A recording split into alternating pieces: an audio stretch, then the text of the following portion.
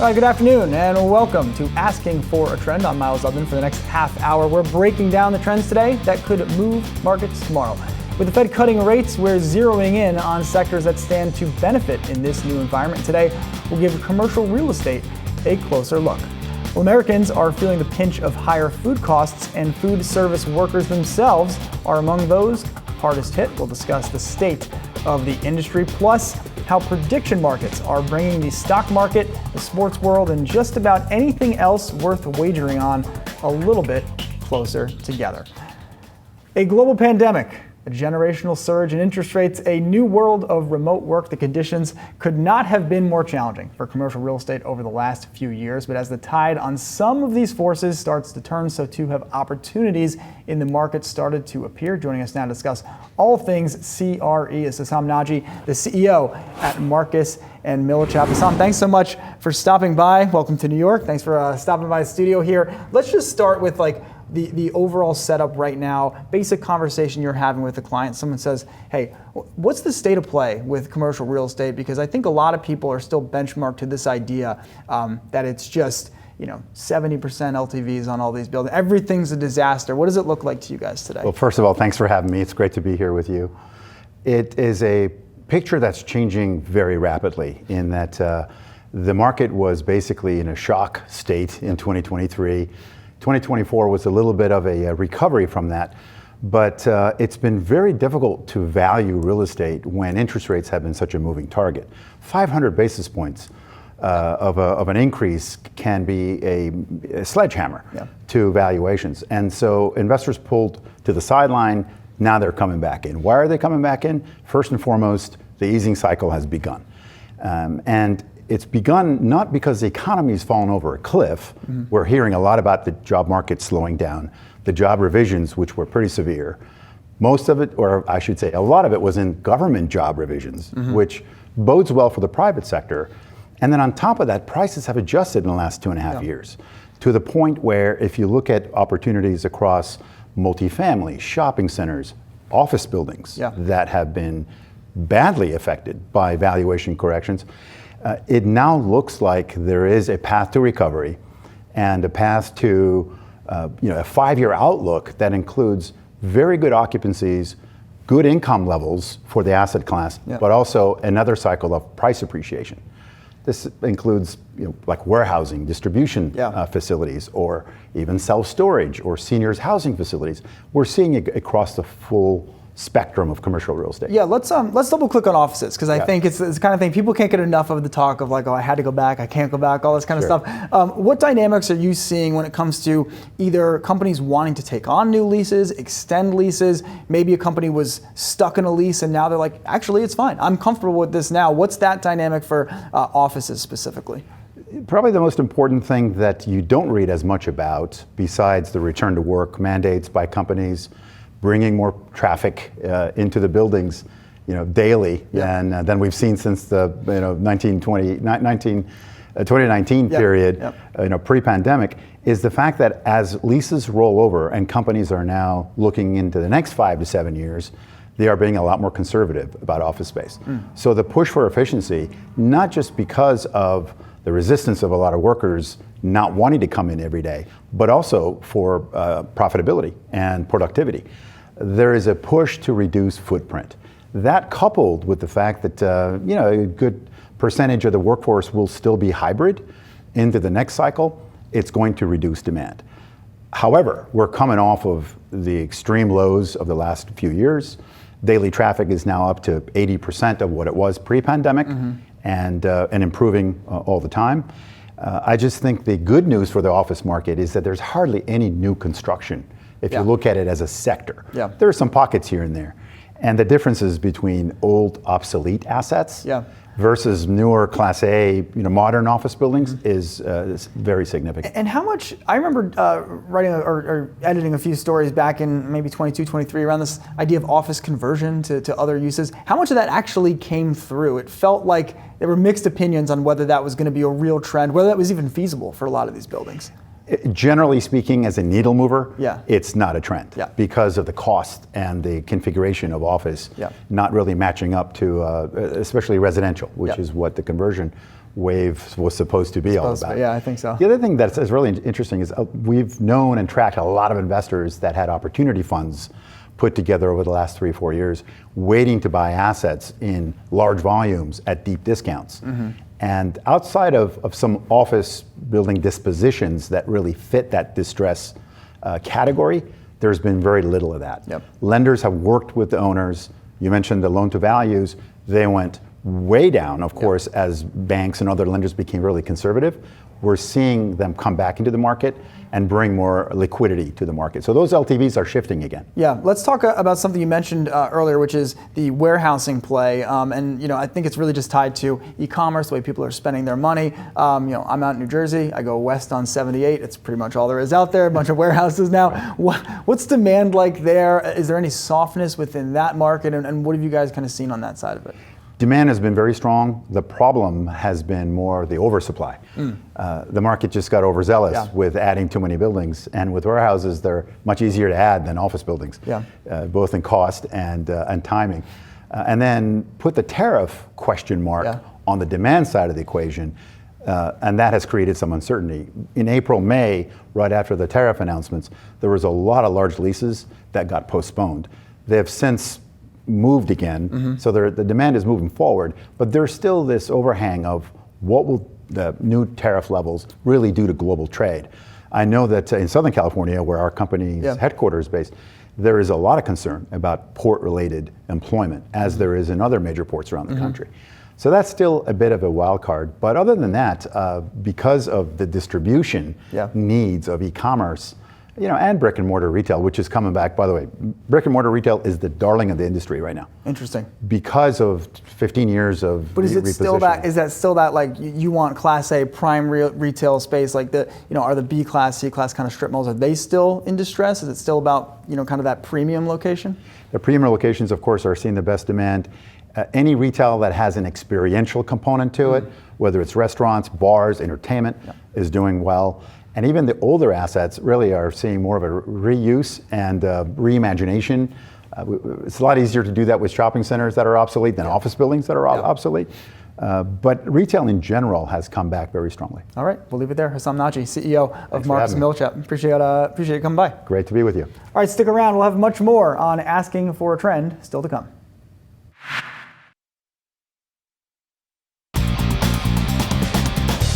All right, the restaurant industry is under pressure amid labor challenges and inflation concerns. Yahoo Finance spoke with an expert in the field on the industry's struggles. We're seeing increasing more and more closures than ever before. Some critics would respond, well, look at all the openings that are happening. But when you look net at job loss within the industry state by state, you really get a much better picture of it. We also are underserving the people in the hospitality and food service industry. This is a group that's made up, it's a very special community, first-time job seekers, last-time job seekers, returning citizens coming from jails and institutions, single moms, single dads, new immigrants. I mean, we're either the number one or the number two employer of that special population. We're the third largest employer in the country, hospitality industry, food service industry. We need to do a better job taking care of those folks. We need to be grateful for them and say thank you and acknowledge their contributions, but we have to be there to fill the gaps for those workers when they need help. That's what Giving Kitchen does. As an industry, I worry about restaurants. We've been increasing the tipping point from which these restaurants can go under, right? Fewer and fewer dollars. We know there's gender and pay equity issues. We know that there's employee issues. We know that there's a higher price to pay for food. Restaurant owners and operators are good people. Are there some bad actors? Sure, just like any other industry. But what's most important, I think, is that this is the lifeblood of Main Street. Restaurants is where we celebrate everything. And we need to do a better job, regulations-wise. We need to do a better job of solving the problems within our food system so that we can stabilize food prices, so that at least we can rely upon that. And you and I, let's say, own a restaurant. We say, well, we're gonna, instead of being open Sunday, Monday, we're going to save money by closing Sunday, Monday. Well, those are shifts that our employees come to rely upon. And so every decision that's made in a restaurant has a fractious impact on the average food service worker. And that's where things like the Giving Kitchen Stability Network steps in. Obviously, if you break your hand in an accident at home or something like that, we can step in with financial assistance. But I think what is really, really important here to understand is that people in the restaurant business are working less and less. Costs are going up and up. Visits from the average consumer are becoming smaller and smaller and smaller simply because they're being pushed financially. It's not a good time for restaurants in America. And speaking of policy decisions, we have the immigration crackdown, the labor side of the equation. Sure. How is that impacting the supply and demand for restaurants? Well, it's massive. I mean, there's fewer workers, right? Farmers are seeing fewer workers. Everyone is seeing fewer workers. You know, the immigration issue is not red or blue or left or right. This issue has been, immigration reform has been kicked down the road for the last 7 or 8 administrations, right? This is something that is so crucial to how work gets done in America. Remember, people come in from overseas, they work here for 5-6 months, they pay taxes, right? They're able to send money home, stabilize their community one paycheck at a time.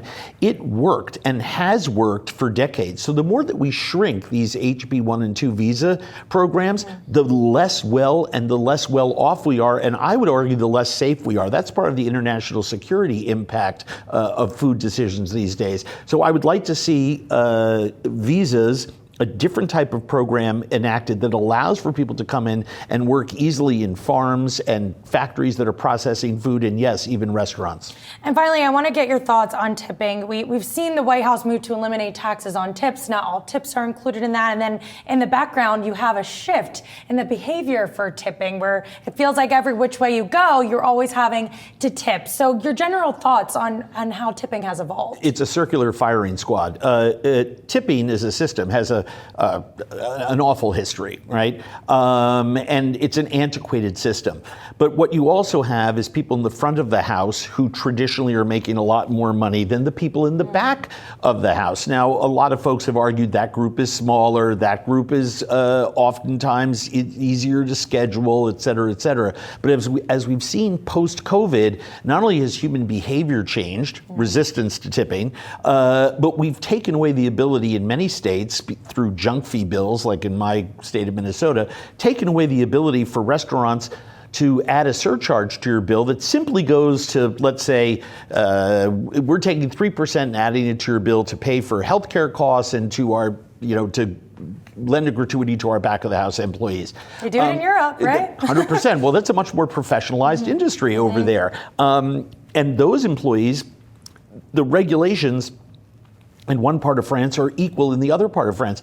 When we talked before about regulatory issues, one of the biggest ones is that state to state, it confuses the consumer. Service charge in one state, a surcharge is A-OK. In another state like mine, Minnesota, it's not okay. We have to have a national plan, but unlike so many other things that we've seen roll out from this administration, it has to have incredible forethought put into this. Another reason why a Secretary of Food would be such an important thing. It's not just, an almost $1 trillion bill like the farm bill that includes SNAP. We're also talking about issues like this that would actually help support the third largest piece of our economy when it comes to jobs, and that's the food service worker. All right, stick around. Much more coming up on Asking for a Trend right after this break.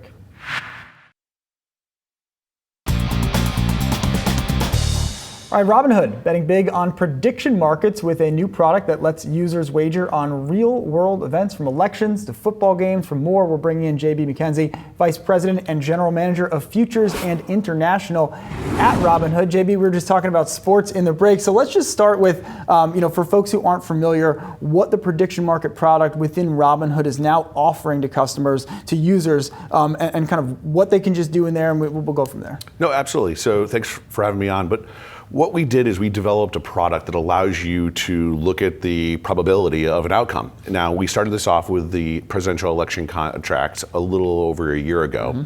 And then we moved into sports, we moved into economic contracts as well. But really what it comes down to being is you have the ability to trade based on probability. So what is the probability of the Fed making a 25 basis point rate cut? You can run that probability. You can also do it in sports with, say you're a New York Giants fan or a Buffalo Bills fan like myself. What's the probability of the Buffalo Bills beating the Miami Dolphins?